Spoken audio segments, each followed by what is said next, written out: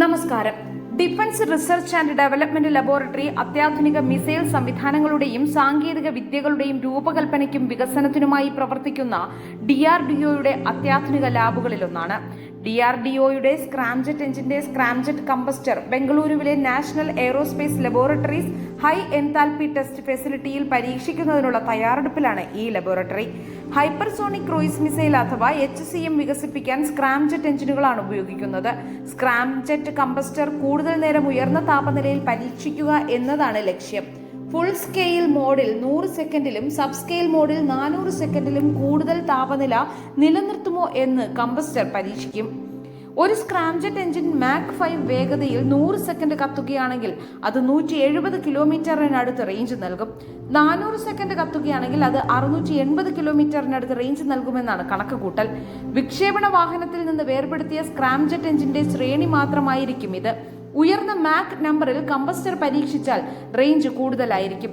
2020 DRDO നടത്തിയ പരീക്ഷണത്തിൽ HST-DV അതിന്റെ ആവശ്യമുള്ള ഫ്ലൈറ്റ് പാതയിൽ മാക് 6 അല്ലെങ്കിൽ ഏകദേശം 2 കിലോമീറ്റർ പെർ സെക്കൻഡ് വേഗതയിൽ 20 സെക്കൻഡിൽ കൂടുതൽ ഹൈപ്പർസോണിക് ജ്വലനം വിജയകരമായി പ്രകടമാക്കാൻ കഴിഞ്ഞു.